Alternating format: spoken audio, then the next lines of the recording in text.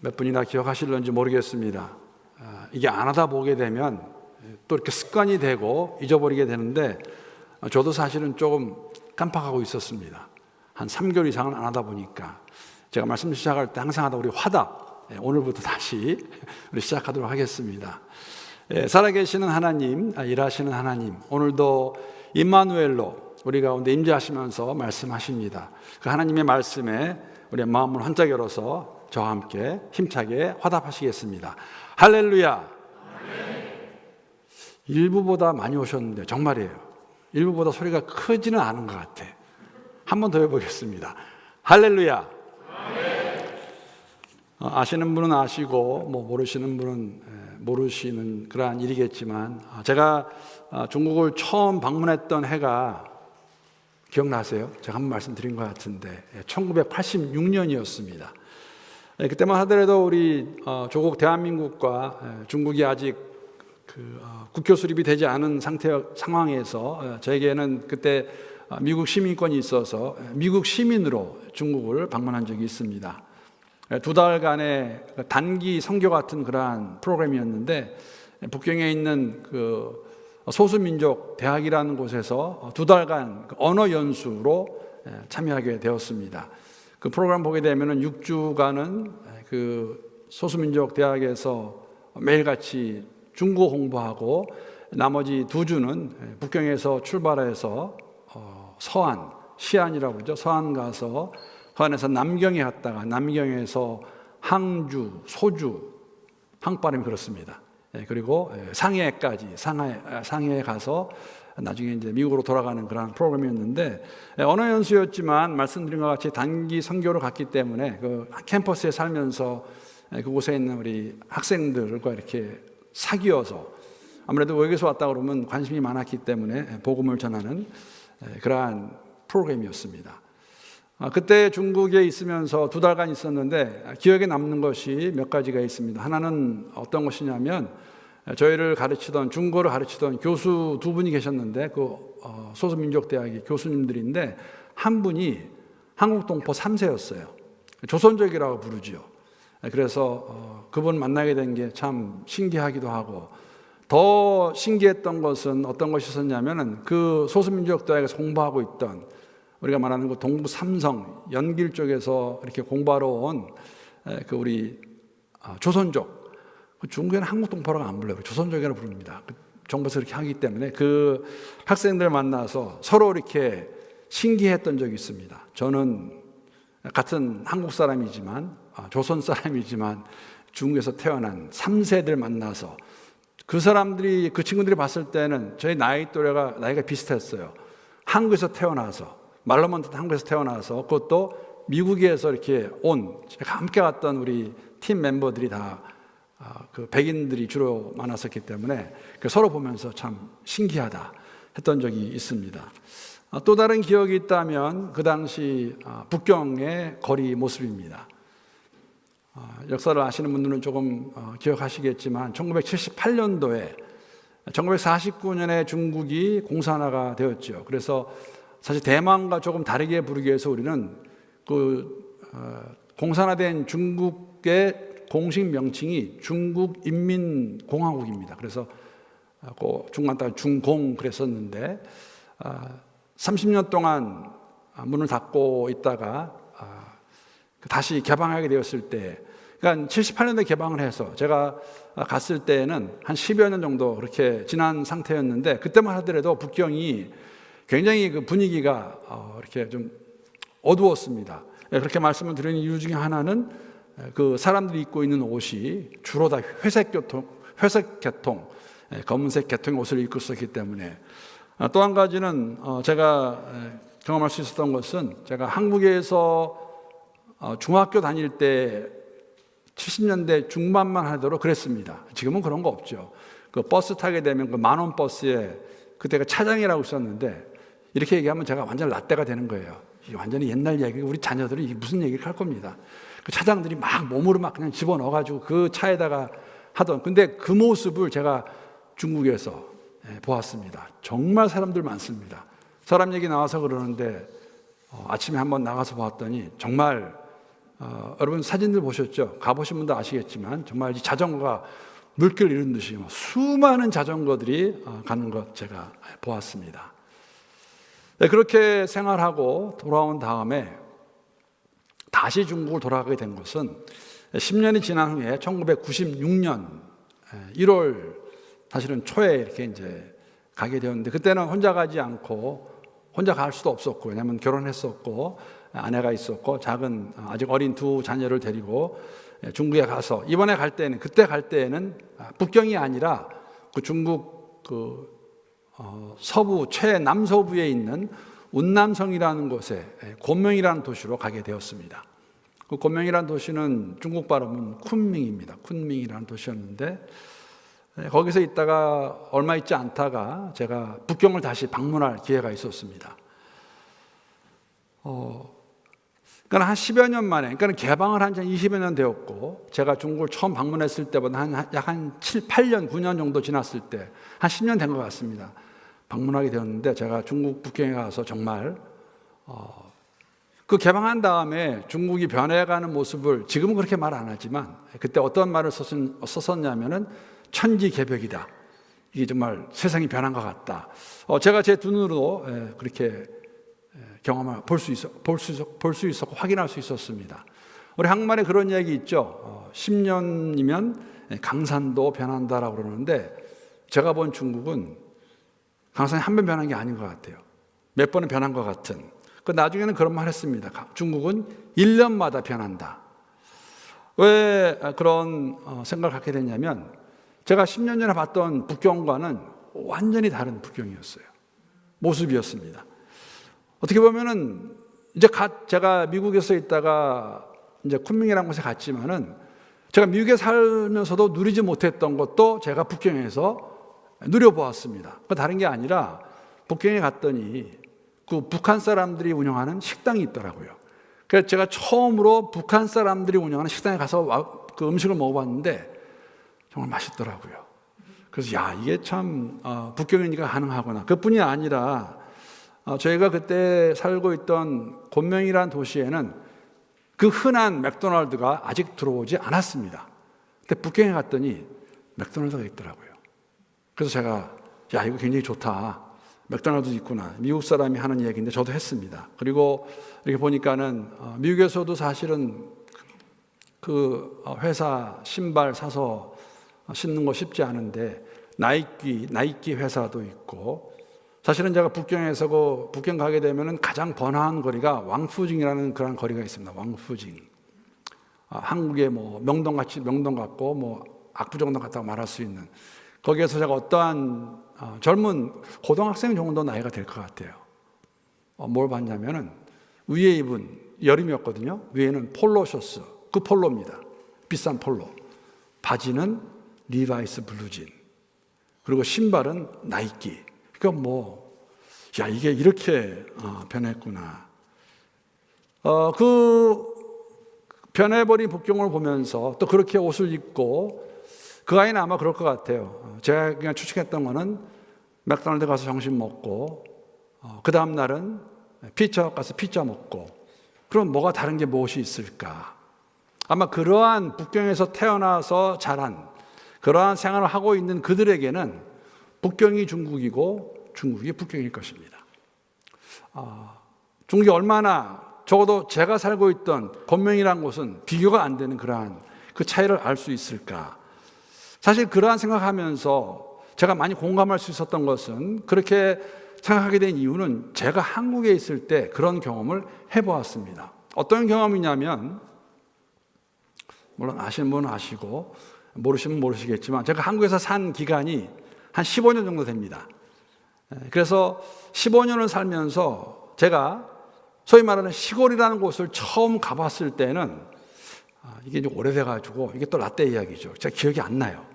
그래서 이게 초등학교 끝무렵인지 아니면 중학교 첫 무렵인지 모르겠지만, 아무튼 제가 처음으로 안동이라는 곳에서 목회하고 계시던 저희 이모부님 댁을 방문한 적이 있습니다. 그러니까 처음 가봤습니다. 그러니까 서울에서 태어나서 서울에서 자라다가 안동을, 시골을 처음 가보게 되었는데, 제가 안동 처음 가서 제가 쇼크 먹었어요. 왜 쇼크를 먹었냐면, 왜 샤킹이 됐냐면 불이 안 들어오더라고요.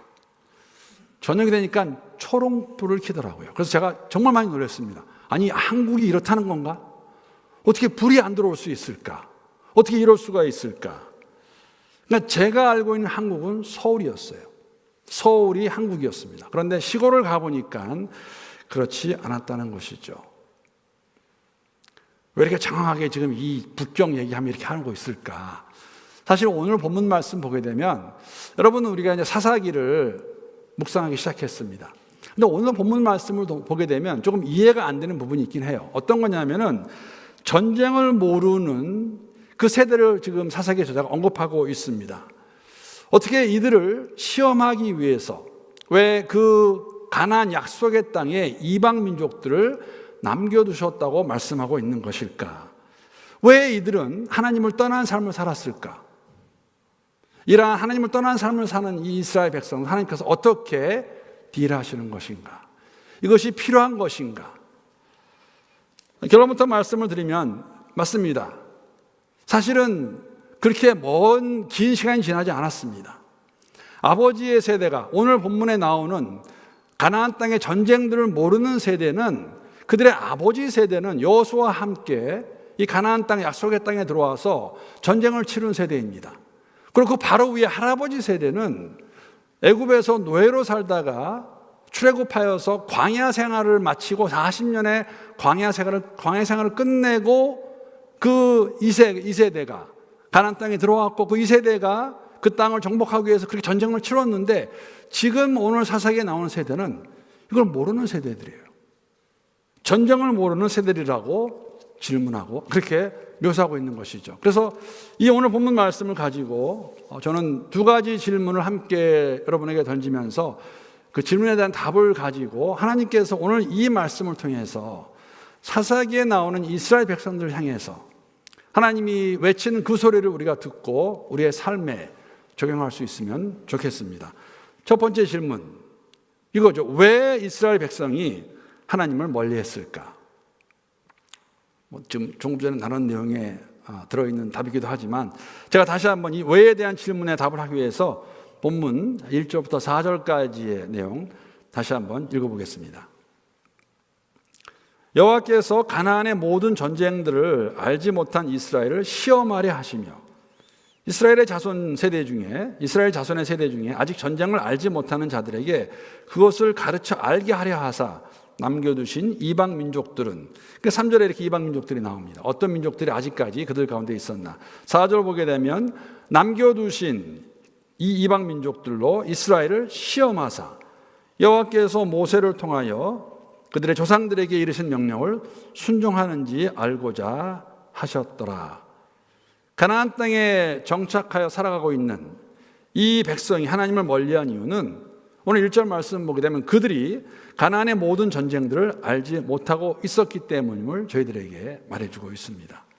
말씀드린 대로 그들의 아버지와 할아버지가 한 그 일들을 알지 못하는, 특히 아버지의 세대에서도 이 전쟁을 치루었는데 알지 못하는, 여러분 중국, 한국 다 비슷하죠. 잘 살기 위해서 그렇게 어려운 시간을 보내고 있지만 사실은 그러한 북경이나 서울에 태어난 사람들은, 저를 포함해서 그걸 알지 못하는 것, 오늘 이 가나안 땅에서 전쟁들을 알지 못하는 세대가 그런 세대입니다. 그 결과로 그들은 하나님으로부터 멀어져 갑니다. 오늘 본문에 보게 되면 정말 하나님이 가장 싫어하시는 일들을 하죠. 뭡니까? 바알들과 아세라들을 섬겼다고 말하고 있습니다. 여러분, 이방 민족들은 원래부터, 오늘 본문에 나오는 3절에 나오는 그 민족들도 가나안 땅에 있던 민족들이에요. 하나님께서 가나안 땅을 이스라엘 백성들에게 허락하시면서 약속으로 주시면서 뭐라고 말씀하셨냐면 그들을 진멸하라고 말씀하셨습니다. 물론 저희가 지난 일주일 동안 월요일부터 지금 사사기 매일 성경 스케줄에 따라서 함께 묵상하고 있는데, 그 내용을 보게 되면은 물론 처음에는 이 정복전쟁을 할 때에 힘이 없어서 그들을 진멸하지 못하고 쫓아내지 못한 경우도 있는 것을 우리가 알 수 있습니다. 그런데 이스라엘 백성이 강성해졌을 때에도 힘이 생겨서 힘이 있어서 그들을 쫓아내고 진멸할 수 있을 때에도 그들이 그렇게 하지 않습니다. 이렇게 말씀드릴 수 있을 것 같아요. 그냥 같이 살기로 결정을 합니다. 그렇게 마음 먹는 것이죠. 왜 그랬을까? 그 가장 큰 이유가 있다면 무엇이었을까? 함께 살다 보니까 그들이 안 게 뭐냐면 그들의 노동력, 값싼 노동력을 그들이 만약에 이스라엘 백성들이 사용할 수 있다면 경제적인 혜택을 누릴 수 있는 것을 알았기 때문에 힘이 생겨서 강성하게 되어서 그들을 쫓아내고 진멸할 수 있음에도 불구하고 그들을 쫓아내지 않습니다. 못하는 게 아닙니다. 안 합니다. 왜? 그대로 놔두면 그들이 얻을 혜택이 있기 때문에 최소한 경제적인, 물질적인 혜택을 받을 수 있기 때문에 하지 않은 것을 알 수 있습니다. 그런 상황이 된 것은 여러분 어떤 의미냐면 하나님의 명령에 하나님 말씀에 불순종해서 이루어진 상황이라고 말할 수 있어요. 그런데 오늘 본문 말씀 보게 되면 어떻게 기록하고 있냐면 하나님께서 그들을 남겨두셨다고 말합니다. 그건 좀 어감이 다르죠. 불순종해서 남아있는 것과 하나님께서 남겨두신 것은 어떠한 목적이 있다는 것이죠. 그러니까 이 모습을 통해서 우리가 다시 한번 확인할 수 있는 것은 뭐냐면 하나님께서 이 세상의 모든 것, 여러분과 제 삶 가운데 일어난 모든 것을 주권적으로 주장하시는 것을 저희들이 확인할 수 있습니다. 이걸 만약에 오늘 저희들에게 적용해 생각해 본다면 이렇게 말씀드릴 수 있을 것 같아요. 우리가 다 같이 이제 함께 받아들이는 그럴 수밖에 없는 상황이 뭐냐면 with COVID, 코로나입니다. 코로나와 함께 살아갈 수밖에 없습니다. 없어지지 않을 겁니다. 모든 정부들이, 모든 나라가, 세계가 그 방향으로 하고 있습니다. 여러분 아마 그런 얘기 들어보셨을 것 같아요. 팬데믹이 막 시작이 되었을 때 지금도 그렇게 말씀하시는 분들 계세요. 특히 목사들도 그렇게 말하는 분들이 있는데 팬데믹은 하나님 우리를 징계하시려고 하나님이 주신 것이라고 말하는 사람들이 있습니다. 저는 그렇게 말할 수 없을 것 같습니다. 왜냐하면 하나님의 온전하신 뜻을 제가 확신할 수 없기 때문에. 그러나 이렇게 말할 수 있습니다. 코로나라는 팬데믹이 우리에게 주신 것, 있는 것은 우리에게 허락하신 것은 맞습니다. 왜? 하나님께서 이 세상을 주권적으로 주장하고 계시기 때문에 우리는 이제 with 코로나 시대를 살아갈 수밖에 없습니다. 이런 이야기입니다. 가나안 땅에서 이스라엘 백성들이 이방 민족들과 공존하는 이유는 함께 사는 것은 그들이 불순종했기 때문에. 그런 하나님께서 그 상황을 가지시고 어떻게 묘사하고 있냐면 사사기의 저자는 하나님이 남겨두셨고 그들을 도구로 사용하셔서 이스라엘 백성들이 모세에게 주신 그 하나님의 말씀을 순종하나 안 하나 알아보려고 한다고 말씀하고 있습니다. 이 말은 무슨 말이냐면 우리의 삶 속에서 여러분 코로나라는 팬데믹이 저희들에게 주어졌다고 제가 종종 매번 말씀드리지 않았습니까? 우리가 원한 것도 아니었고 이 상황이 접하게 되었는데 이 상황 가운데서 하나님께서 원하시는 것이 무엇일까? 우리가 이것을 보면서 깨닫기 원하는 것은 무엇일까? 그것이 우리의 책임이라는 것이죠. 하나님은 이방 민족들을 도구로 사용하셔서 그들을 힘들게 하실 것입니다. 어렵게 하실 거예요. 고통을 주실 것입니다.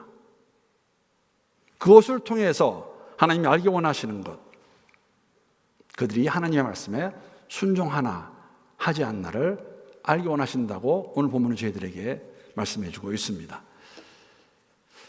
여러분 이렇게 되면은 한 가지 질문 드리는 게 뭐냐면 이런 질문들. 그러면 이스라엘 백성은 아무리 가나안의 전쟁들을 모르는 세대이지만 하나님을 정말 몰랐을까? 여러분 몰랐을까요? 여기에 대한 답은 알고 있었습니다. 알고 있었지만 바로 알고 있지 못했죠. 왜 이렇게 말씀을 드리냐면 물론 다시 좀 더 설명을 드리면 지금 오늘 본문에 나오는 세대는 말씀드린 것 같이 아버지와 할아버지 세대와는 달라요. 할아버지 세대는 출애굽 1세대는 애굽 땅에서 풍요로운 나일강을 배경으로 그들이 물론 애굽에서 종으로 살았지만 그때 살았던 그들과는 다른 세대입니다. 광야 생활을 경험했던 그들과도 다른 세대입니다. 전쟁도 경험하지 않은 그런 세대라고 말할 수 있습니다.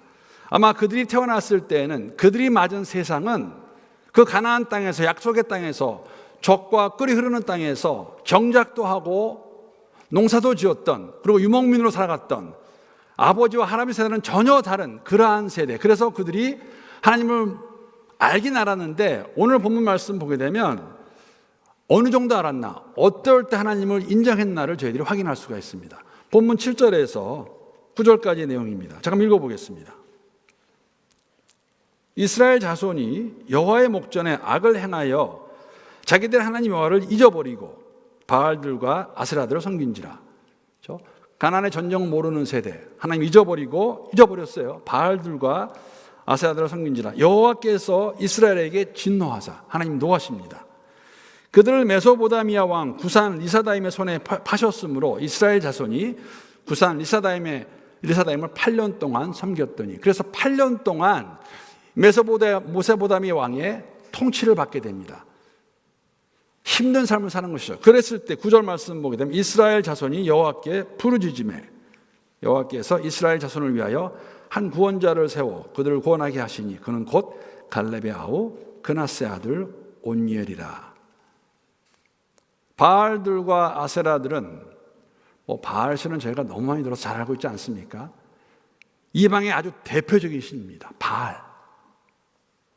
아세라도 역시 바알과 함께 당시의 이방 민족들에게는 부부와 같이 다산과 풍요와 안정을 준다고 믿었던 그 이방신들을 여러분 이스라엘 백성들이 섬기고 있는 거예요. 하나님이 진노하십니다. 왜냐하면 하나님이 가장 싫어하시는 것이기 때문에 우상 섬기는 것. 그래서 하나님이 어떻게 하십니까? 메소보다미아 왕을 도구로 사용하셔서 그들에게 어려움을 주십니다. 그래서 삶이 힘들어진 거죠. 그랬더니 여기 있는 거 보게 되면은 그건 알고 있었어요. 힘들고 어렵고 고통 가운데 들어가게 되면은 하나님께 가면 된다. 그래서 하나님께 부르짖죠.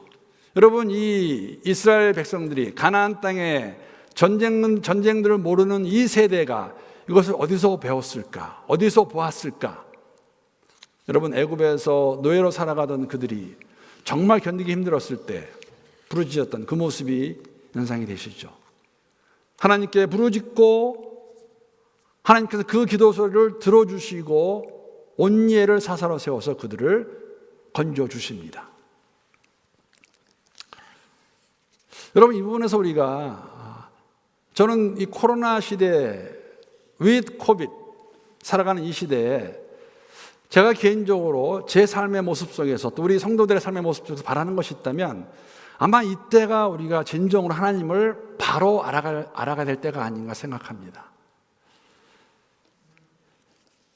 여러분과 저는 하나님을 오늘 본문에 등장하는 전쟁을 알지 못하는 세대 이스라엘 민족과 같이 아는지 모르겠습니다. 무슨 이야기냐면 우리도 그 정도는 아는 것 같아요. 힘들고 어려우면 하나님께 돌아가게 되면 하나님께 부르짖게 되면 하나님이 들어주신다. 그러한 것과 그 정도는 알 수 있는 것 같아요. 근데 그게 다 하나님께서 이 백성들에게 원하시는 것, 이 어려움을 주시면서 특히 이방 민족들 그들이 공존하기로 결정하고 남겨두었는데 그 민족들을 도구로 사용하셔서 알기 원하시는 것은 뭐냐면 그들이 정말 하나님 말씀에 순종하며 살고 있는가. 힘들고 어려울 때만 나오는 것이 아니라 매일매일의 삶 속에서 하나님만을 바라보며 그의 말씀에 순종하는 삶을 사는 것을 알아보기 위해서 그들을 남겨두셨다고 합니다.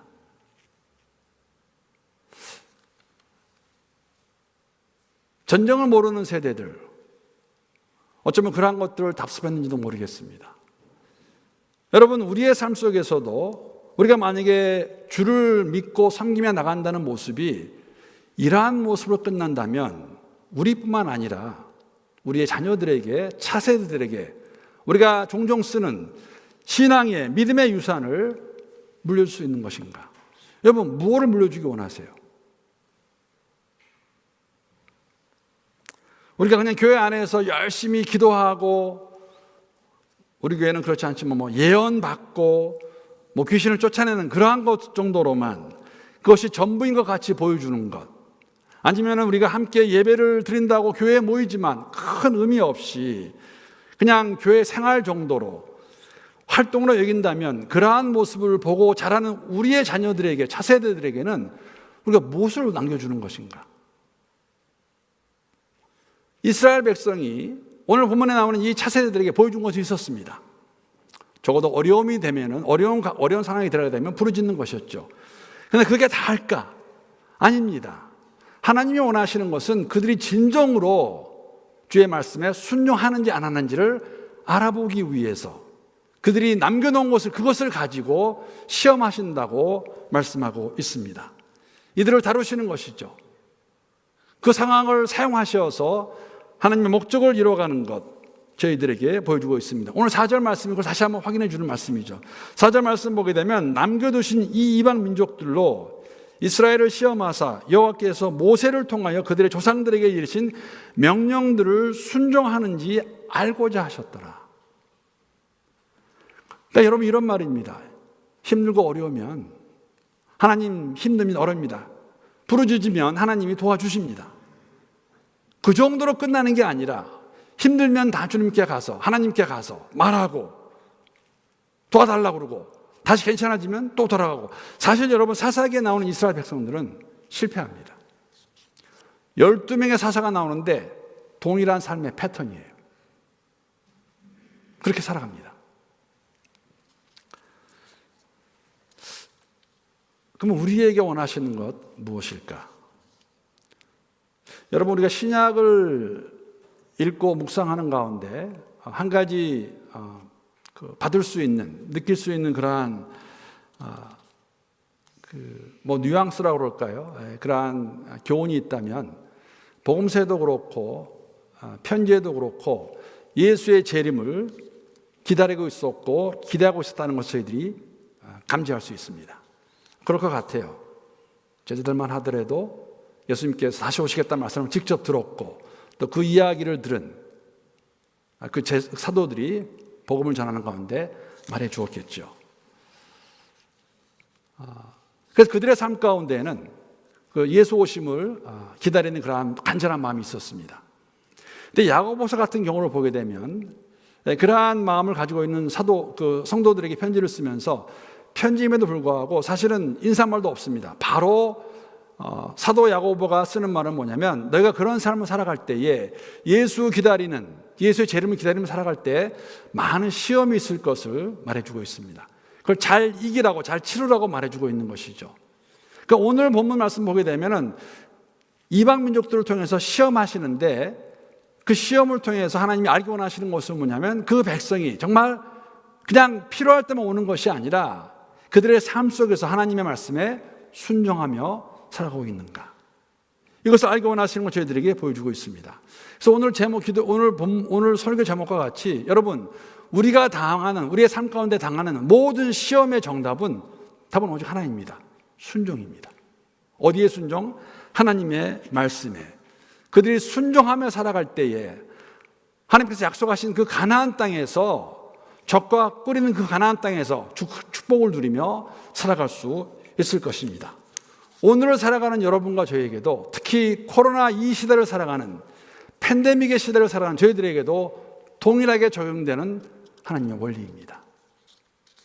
힘들고 어려울 때에 주님께 나가는 것이 맞죠. 그러나 거기서 끝나는 것이 아니라 진정으로 우리의 삶을 되돌아보는 가운데 우리가 주 앞에서 정말 주님을 따르는 자들로서 주의 말씀에 순종하며 살아가는 것일까? 여러분, 순종하며 살아갈 때에, 그 말씀에 순종하며 살아갈 때 이 어려운 때를, 이 힘든 시기를 잘 건너갈 수 있도록, 걸어갈 수 있도록 필요한 모든 것들을 공급하신 하나님, 그 하나님을 여러분과 저희가 함께 경험할 수 있기를 기도합니다. 그 말씀이 하나님이 주시는 말씀이에요. 로마서 8장 28절 32절 말씀, 우리 다시 한번 함께 읽어보면 좋겠습니다. 하나님이 우리를 향한 사랑의 징표뿐만 아니라 우리에게 필요한 걸 주시겠다는 하나님의 약속의 말씀입니다. 로마서 8장 32절 말씀, 우리 함께, 제가 3번으로 올라왔는데 함께 읽어보겠습니다. 자, 시작. 자기 아들을 아끼지 않으시고 우리 모두를 위하여 내주신 분이 어찌 그 아들과 함께 모든 것을 우리에게 선물로 거저 주지 않으시겠습니까? 아들까지 주신 하나님께 우리가 순종하며 나아갈 때에, 순종하는 삶을 살아갈 때에 우리의 필요한 모든 것들을 주시겠다고 약속하시는 하나님의 말씀, 그 말씀을 이때에 경험하는 여러분과 제가 될 수 있기를 함께 기도합니다. 이스라엘 공동체의 발자취를 따라가지 않기를 기도합니다. 사사기에 나오는 이스라엘 공동체는 실패합니다. 그것이 반면교사가 되어서 우리가 이 땅에서 정말 주님이 말씀하시는 그 말씀에 순종하며 나아가는, 반석 위에 집을 지으며 나아가는 여러분과 제가 될 수 있기를 함께 기도합니다. 마태복음 7장 24절 25절 말씀 읽고 오늘 말씀 마치도록 하겠습니다. 우리가 잘 아는 말씀이죠. 마태복음 말씀 보게 되면 그러므로 누구든지 나의 이 말을 듣고 행하는 자는 그 집을 반석 위에 지은 지혜로운 사람 같으리니 비가 내리고 창수가 나고 바람이 불어 그 집에 부딪히되 무너지지 아니하리니 이는 주추를 반석 위에 놓은 까닭이요. 반석 위에 집을 짓는 하나님 말씀에 순종하여 살아가는 사람들, 지혜로운 자의 삶의 모습이고 의로운 자의 삶이고 구원 얻은 자들의 삶의 모습입니다. 이러한 삶 살아내는 여러분과 제가 될 수 있기를, 우리 교회가 될 수 있기를 주님의 이름으로 축복합니다.